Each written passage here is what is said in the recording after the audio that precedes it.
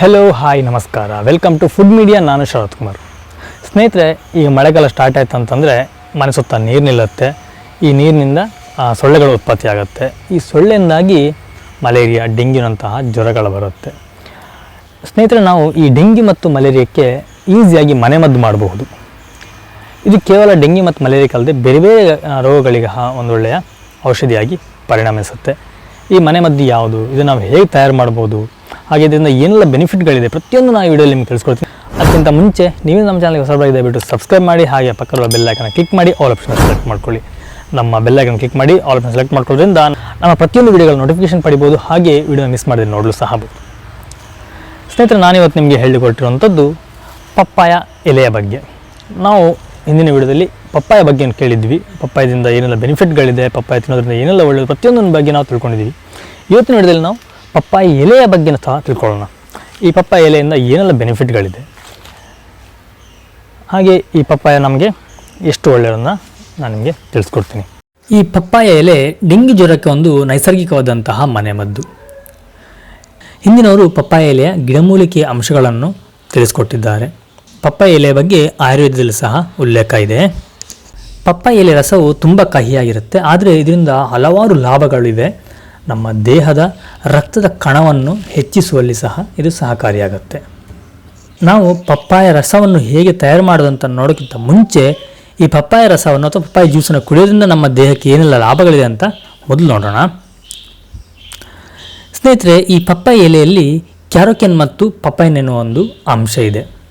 ಇದು ಗಿಲೋಯಿಯಂತೆ ರಕ್ತದ ಪ್ಲೇಟನ್ನು ಹೆಚ್ಚಿಸುವಲ್ಲಿ ಪರಿಣಾಮಕಾರಿಯಾಗಿ ಕೆಲಸ ಮಾಡುತ್ತೆ. ಈ ಪಪ್ಪಾಯ ಜ್ಯೂಸನ್ನು ಕುಡಿಯೋದ್ರಿಂದ ಕೇವಲ ಡೆಂಗ್ಯೂ ಮತ್ತು ಮಲೇರಿಯಾ ಜ್ವರ ಹೋಗೋದಲ್ಲದೆ ಈ ಪಪ್ಪಾಯ ಜ್ಯೂಸ್ನಲ್ಲಿ ಅತ್ಯಧಿಕವಾದ ನಾರಿನ ಅಂಶ ಇರೋದ್ರಿಂದ ಇದು ಜೀರ್ಣಕ್ರಿಯೆ ವ್ಯವಸ್ಥೆಯನ್ನು ಸಹ ಆರೋಗ್ಯವಾಗಿಡಲು ಸಹಕಾರಿಯಾಗುತ್ತೆ. ಇದಲ್ಲದೆ ಮಲಬದ್ಧತೆ ಮತ್ತು ಹೊಟ್ಟೆ ಉಬ್ಬರವನ್ನು ಸಹ ಕಡಿಮೆ ಮಾಡುವಲ್ಲಿ ಸಹಕಾರಿಯಾಗುತ್ತೆ. ಪಪ್ಪಾಯ ಎಲೆಗೆ ರಕ್ತವನ್ನು ಶುದ್ಧೀಕರಣ ಮಾಡುವಂತಹ ಗುಣ ಇರೋದ್ರಿಂದ ಇದು ನಮ್ಮ ಯಕೃತ್ನ ಆರೋಗ್ಯಕ್ಕೆ ತುಂಬ ಸಹಕಾರಿಯಾಗುತ್ತೆ. ಅಷ್ಟೇ ಅಲ್ಲದೆ ಉರಿಯೂತ ಕಾಯಿಲೆಯಿಂದ ಯಕೃತನ್ನು ಸಹ ರಕ್ಷಿಸುವಲ್ಲಿ, ಹಾಗೆ ಕಾಮಲೆ ಮತ್ತು ಯಕೃತ್ ಸಿರೋಸಿನ್ ತಡೆಯುವಲ್ಲಿ ಪಪ್ಪಾಯ ರಸ ತುಂಬ ಸಹಕಾರಿಯಾಗುತ್ತೆ. ಹಾಗೆಯೇ ನಮ್ಮ ದೇಹದಲ್ಲಿರುವ ಕೊಲೆಸ್ಟ್ರಾಲ್ ಮಟ್ಟವನ್ನು ಸಹ ನಿಯಂತ್ರಿಸುವಲ್ಲಿ ಪಪ್ಪಾಯ ಜ್ಯೂಸ್ ಪರಿಣಾಮಕಾರಿಯಾಗಿ ಕೆಲಸ ನಿರ್ವಹಿಸುತ್ತೆ. ಈ ಪಪ್ಪಾಯ ಎಲೆಯ ಜ್ಯೂಸ್ ಕುಡಿಯೋದ್ರಿಂದ ದೇಹದಲ್ಲಿರುವಂತಹ ವಿಷಕಾರಿ ಅಂಶವನ್ನು ಹೊರಹಾಕುವಲ್ಲಿ ಹಾಗೂ ಚರ್ಮದ ಕಾಂತಿ ಹೆಚ್ಚಿಸುವಲ್ಲಿ ಸಹಕಾರಿಯಾಗುತ್ತೆ. ಪಪ್ಪಾಯ ಎಲೆಯ ರಸವು ಚರ್ಮದ ರಂಧ್ರವನ್ನು ತೆರೆಯುವುದಲ್ಲದೆ ಕಾಂತಿಯುತ ತ್ವಚೆ ನೀಡುತ್ತೆ. ನಿಮಗೆ ಇದನ್ನು ಹೊಟ್ಟೆ ಕುಡಿಲಿಕ್ಕೆ ಕಷ್ಟ ಅಂತ ಅನಿಸಿದ್ರೆ ನೀವು ಪಪ್ಪಾಯ ಎಲೆಯ ರಸವನ್ನು ಚರ್ಮಕ್ಕೆ ಸಹ ಹಚ್ಚಿಕೊಳ್ಬಹುದು. ತಲೆಗೆ ಪಪ್ಪಾಯ ಎಲೆಯ ರಸವನ್ನು ಮಸಾಜ್ ಮಾಡಿದರೆ ತಲೆ ಹೊಟ್ಟು ಕಡಿಮೆ ಆಗುತ್ತೆ, ಹಾಗೆ ತುರಿಕೆಯ ಸಮಸ್ಯೆ ಸಹ ನಿವಾರಣೆ ಆಗುತ್ತೆ. ಅಷ್ಟೇ ಅಲ್ಲದೆ ಕೂದಲಿನ ಬುಡವು ಸಹ ಬಲಗೊಂಡು ಕೂದಲು ಸದೃಢವಾಗುತ್ತೆ. ಈ ಪಪ್ಪಾಯ ಎಲೆಯನ್ನು ಒಣಗಿಸಿ ಪುಡಿ ಮಾಡಿ ಇಟ್ಟು ಇದನ್ನು ನಾವು ಚಹಾ ತಯಾರಿಸ್ಬೋದು, ಅಥವಾ ಒಂದು ಚಿಕ್ಕ ಮಾತ್ರೆ ಥರ ಮಾಡಿಟ್ಟು ಅದನ್ನು ಸಹ ನಾವು ನುಂಗಬಹುದು. ಇದರಿಂದ ನಮ್ಮ ಆರೋಗ್ಯ ಸಹ ಸುಧಾರಿಸುತ್ತೆ. ಡೆಂಗ್ಯೂ ಜ್ವರ ಬಂದಿರುವಂಥ ವ್ಯಕ್ತಿಗೆ ಅಕಸ್ಮಾತಾಗಿ ಏನಾದರೂ ಗಾಯ ಆಯಿತು ಅಂತಂದರೆ ತುಂಬ ರಕ್ತಸ್ರಾವ ಆಗುತ್ತೆ. ಇಂಥ ಸಂದರ್ಭದಲ್ಲಿ ಈ ಪಪ್ಪಾಯ ಎಲೆಯ ರಸವನ್ನು ಹಚ್ಚೋದ್ರಿಂದ ಆ ರಕ್ತಸ್ರಾವವನ್ನು ಸಹ ನಿಲ್ಲಿಸ್ಬೋದು. ಯಾಕಂತಂದರೆ ಇದುವರೆಗೂ ಡೆಂಗ್ಯೂ ಜ್ವರಕ್ಕೆ ಯಾವುದೇ ರೀತಿಯ ಔಷಧಿಯನ್ನು ಕಂಡುಹಿಡಿದಿಲ್ಲ. ಈ ಸದ್ಯಕ್ಕೆ ಪಪ್ಪಾಯ ಎಲೆಯ ರಸವೇ ಡೆಂಗ್ಯೂ ಜ್ವರಕ್ಕೆ ಒಂದು ದಿವ್ಯ ಔಷಧಿಯಾಗಿ ಪರಿಣಮಿಸಿದೆ. ಪಪ್ಪಾಯ ಎಲೆ ರಸವನ್ನು ಹೆಚ್ಚಾಗಿ ಮಧುಮೇಹ ಚಿಕಿತ್ಸೆಯಲ್ಲಿ ನೈಸರ್ಗಿಕವಾಗಿ ಬಳಸಲಾಗುತ್ತೆ. ಈ ಪಪ್ಪಾಯ ರಸದಿಂದ ರಕ್ತದಲ್ಲಿನ ಸಕ್ಕರೆ ಮಟ್ಟವನ್ನು ನಿಯಂತ್ರಿಸಲು ಸಾಧ್ಯವಾಗುತ್ತೆ. ಅಷ್ಟೇ ಅಲ್ಲದೆ ಈ ಪಪ್ಪಾಯ ಎಲೆಯಲ್ಲಿ ಅತ್ಯಧಿಕವಾದಂಥ ಆ್ಯಂಟಿ ಆಕ್ಸಿಡೆಂಟ್ ಅಂಶ ಇರೋದ್ರಿಂದ ನಮ್ಮ ದೇಹದ ಆರೋಗ್ಯವನ್ನು ಕಾಪಾಡುವಲ್ಲಿ ಸಹಕಾರಿಯಾಗುತ್ತೆ. ಕೆಲವು ಅಧ್ಯಯನಗಳ ಪ್ರಕಾರ ಪಪ್ಪಾಯ ಎಲೆಯ ಜ್ಯೂಸು ಕೆಲವು ಬಗೆಯ ಕ್ಯಾನ್ಸರ್ಗಳನ್ನು ತಡೆಗಟ್ಟಲು ಸಹ ಸಹಕಾರಿಯಾಗಿದೆ ಅಂತ ತಿಳಿದುಬಂದಿದೆ. ಬಟ್ ಇನ್ನೂ ಇದ್ರ ಬಗ್ಗೆ ಅಧ್ಯಯನಗಳು ನಡೀತಾ ಇದೆ. ಮುಂದೊಂದು ದಿನ ಒಂದು ಒಳ್ಳೆಯ ರಿಸಲ್ಟ್ ಬರ್ಬೋದು ಅಂತ ನಾವು ಆಶಿಸೋಣ. ಸ್ನೇಹಿತರೆ, ನಾವಿನ್ನು ಪಪ್ಪಾಯ ಎಲೆಯ ಜ್ಯೂಸನ್ನು ಹೇಗೆ ತಯಾರು ಮಾಡ್ಕೊಳ್ಬೋದು ಅನ್ನೋದನ್ನ ನೋಡೋಣ. ಇದು ತುಂಬ ಸಿಂಪಲ್ ಆಗಿರುವಂಥ ಒಂದು ಮೆಥಡ್. ನಿಮ್ಮದ್ರಲ್ಲಿ ಯಾವುದೇ ರೀತಿಯ ಗೊಂದಲಗಳು ಬೇಕಾಗಿಲ್ಲ. ನೋಡಿ ಸ್ನೇಹಿತರೆ, ನಾವು ಪಪ್ಪಾಯ ಎಲೆ ರಸ ತೆಗಿಲಿಕ್ಕೆ 10ರಿಂದ 15 ಚಿಗುರು ಪಪ್ಪಾಯ ಎಲೆ ತೊಗೋಬೇಕಾಗತ್ತೆ. ಬಲ್ತಿರುವಂಥ ಪಪ್ಪಾಯ ಎಲೆ ಬೇಡ, ಚಿಗುರು ಪಪ್ಪಾಯ ಎಲೆ ತೊಗೊಳ್ಳಿ. ಇದನ್ನು ಚೆನ್ನಾಗಿ ನೀವು ತೊಳಿಬೇಕು. ತೊಳೆದ ನಂತರ ಇದನ್ನು ನಾವು ಜ್ಯೂಸರ್ ಇದ್ದರೆ ಜ್ಯೂಸರ್, ಇಲ್ಲಾಂದರೆ ನೀವು ಒಂದು ಕಲ್ಲಲ್ಲಿ ಇಟ್ಟು ಅದನ್ನು ಜಜ್ಜಿ ಅದರ ರಸವನ್ನು ಒಂದು ಲೋಟಕ್ಕೆ ಸೋಸ್ಕೊಳ್ಳಿ.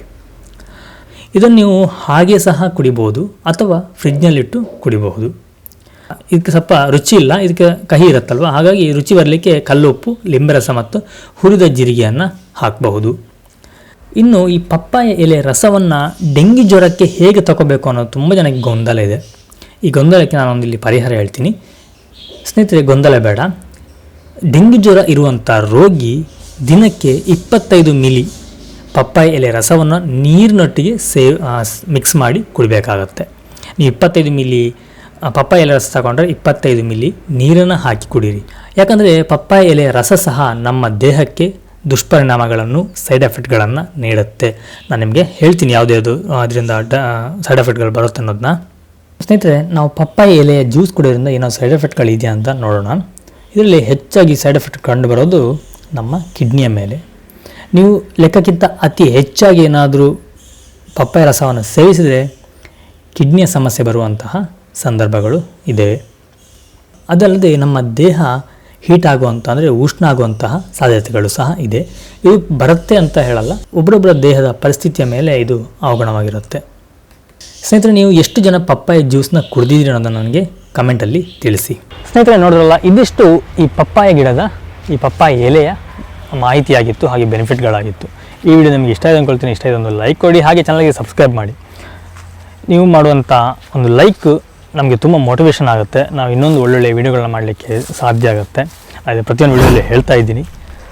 ಓಕೆ ಸ್ನೇಹಿತರೆ, ನಾನು ನಿಮಗೆ ಮುಂದಿನ ವೀಡಿಯೋದಲ್ಲಿ ಸಿಗ್ತೀನಿ ಒಂದೊಳ್ಳೆಯ ಕಾನ್ಸೆಪ್ಟ್ ಜೊತೆ, ಹಾಗೆ ಒಂದೊಳ್ಳೆಯ ರೆಸಿಪಿ ಅಥವಾ ಒಂದೊಳ್ಳೆ ಗಿಡಮೂಲಿಕೆ ಮನೆ ಮದ್ದಿನ ಜೊತೆ. ಓಕೆ ಸ್ನೇಹಿತರೆ, take care, bye, thank you, ನಮಸ್ಕಾರ.